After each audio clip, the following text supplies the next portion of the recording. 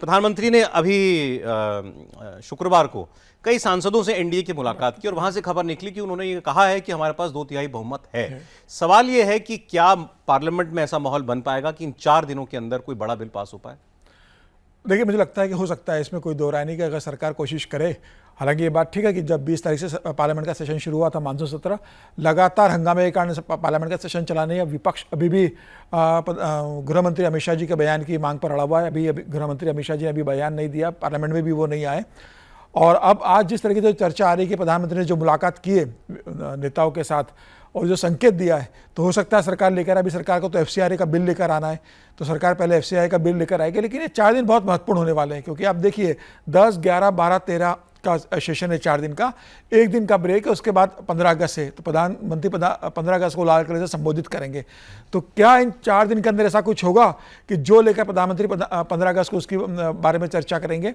तो मुझे लगता हो सकता है सरकार ने तैयारी शुरू कर दी थी, और अमित शाह अगर इतने दिन पार्लियामेंट में नहीं आए तो मुझे लग रहा है कि वो कुछ तो तैयारी कर रहे होंगे। एक तो बाकायदा नंबर आया है कि प्रधानमंत्री ने मतलब उस मीटिंग से निकल के आया कि 366 सांसदों का समर्थन है हमारे पास। तो क्या होगा ना, सरकार जब किसी से बढ़ती है और अमित शाह और प्रधानमंत्री मोदी कोई बिल पास कराने जाएंगे और ऐसा बिल पास कराने के लिए जा रहे हैं जो बिल उनका पार्लियामेंट में गिर चुका, बहुमत नहीं था, तो इस बार तो उन्होंने कदम फूंक कर रखा होगा। जो डीएमके का जो बयान जिस तरीके से आया है कि भाई हमारी शर्तें ये अगर हो जाती तो हम करेंगे, तो मुझे लग रहा है कहीं ना कहीं डीएमके भी उनके साथ आ चुका है और इस बात की पूरी संभावना कि समाजवादी पार्टी उनका समर्थन करे। अच्छा। करीब करीब समाजवादी पार्टी से उनकी बातचीत चल रही है, मुझे लगता है, और हो सकता है कि समाजवादी पार्टी उनका समर्थन करे बिल आने पर।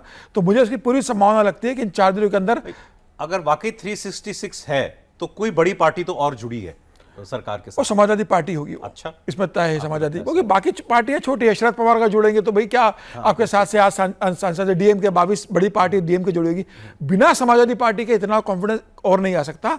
और हो सकता है कि समाजवादी पार्टी अगर डीएमके नहीं है तो फिर तो एक बड़ा चंक चाहिए ही चाहिए सर, समाजवादी पार्टी का है, वो समाजवादी पार्टी का। और मुझे लगता है समाजवादी पार्टी से इनकी बात हो गई है। 4 दिन क्यों इंपॉर्टेंट है और समीर जी बताएंगे आपको। देखिए, क्योंकि केंद्रीय जो पार्लियामेंट्री अफेयर्स मिनिस्टर हैं किरण रिजिजू, वो साफ मना कर चुके हैं कि सरकार ना तो विशेष सत्र लाएगी और ना इस सत्र को एक्सटेंड करेगी। तो फिर इसका मतलब तो साफ हुआ कि जो करना है इन 4 दिनों में ही करना है। बिल्कुल, निश्चित रूप से। और आप देखिए, किरण रिजिजू लगातार राहुल गांधी से बात कर रहे हैं। राहुल गांधी, प्रियंका गांधी को उन्होंने से मुलाकात की थी, 50 मिनट बात की थी। कल भी राहुल गांधी से उन्होंने फोन के ऊपर बात की है। तो मुझे लग रहा है कि कांग्रेस को, मुझे लगता है, सहमति पर लाने की कोशिश कर रहे होंगे किस तरीके से लेकर आया जाए।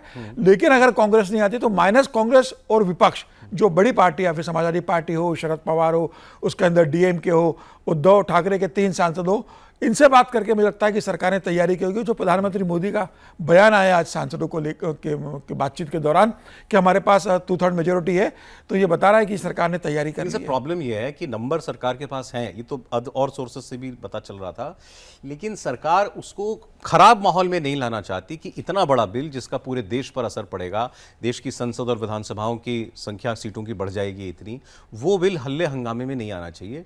आराम से चर्चा के साथ वो बिल पास कराने का प्रयास होना चाहिए। ऐसा ही सरकार FCRA पर भी सोचती है, लेकिन वो माहौल तो बन नहीं पा रहा। राहुल गांधी तो अमित शाह के सदन में आने की मांग पर अड़े हुए हैं।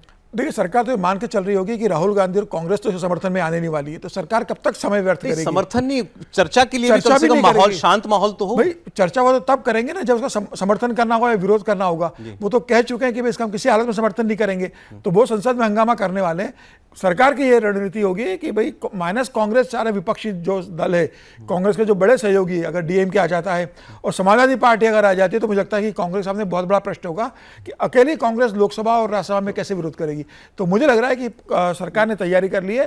कांग्रेस मानेगी तो ठीक, नहीं मानेगी तो सरकार आगे बढ़ने की स्थिति में है। इस जिद का क्या होगा कि पहले होम मिनिस्टर सदन में आए? अभी तक तो कांग्रेस उसी पर नहीं, मुझे लगता है कि सरकार इस बिल को अगर लेकर आने की स्थिति में होगी तो निश्चित रूप से तय मानी कि सोमवार को फिर अमित शाह जी का बयान सेशन के अंदर होगा, वो बयान देंगे और उसके बाद बिल लेकर आएंगे। ऐसा होगा नहीं कि सरकार, मतलब अमित शाह का बयान भी नहीं हो और सरकार बिल लेकर आए।